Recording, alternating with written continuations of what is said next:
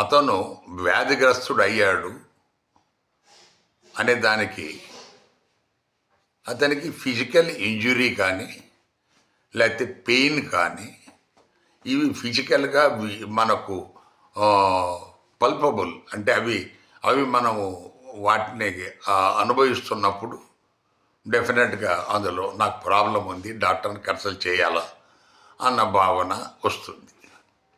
కానీ కొంతమందికి ఏముండదు, మనకు మన బాడీలో ఎలాంటి దెబ్బలు కానీ లేకపోతే ఇతరత్ర గాయాలు కానీ లేకపోతే ఇతరత్ర కురుపులు అట్లా ఏదైనా ఉండి దాని మీద ఈ మెడికల్ డాక్టర్ను కన్సల్ట్ చేయటం అనేది ఒక టైపు.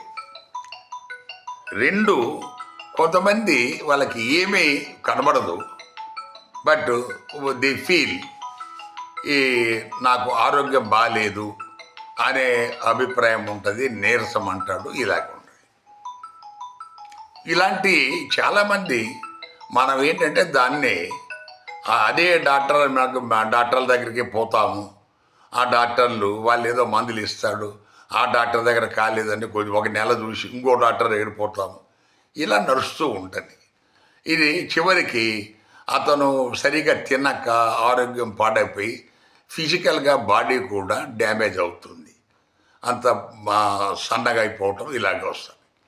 సో ఈ వీడియోలో మనం చెప్పదలుచుకుంది ఏంటంటే, నీకు ఫిజికల్గా ఎలాంటి ఇంజురీ కానీ లేకపోతే ఎలాంటి మనకు ఇండికేషను సిగ్నల్ ఆరు సిమ్టమ్ లేకపోతే మానసిక వైద్యుడిని కన్సల్ట్ చేయాలా అన్న భావన మన దగ్గర చాలామందికి అదేదో తప్పు అనుకుంటున్నారు.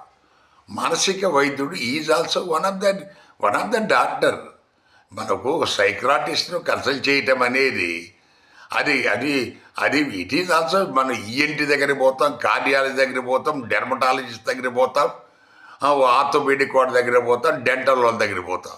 కానీ మన సైకాలజిస్ట్ దగ్గరికి పోవాలంటే అదేదో అవమానంగా అదేదో తప్పు చేస్తున్నట్టుగా ఫీల్ అవుతున్నారు. ఇది చాలా రాంగ్ థింకింగ్. దీనివల్ల చాలామంది ఆరోగ్యాలు పాడయి మనకు చివరికి అది సాగి డెత్ వరకు మనకు మానసికంగా కుంగిపోవటం జరుగుతుంది. కాబట్టి సో ఇది సైక్రాటిస్ట్ను కలవటం అనేది కూడా ఇట్ ఈజ్ ఆల్సో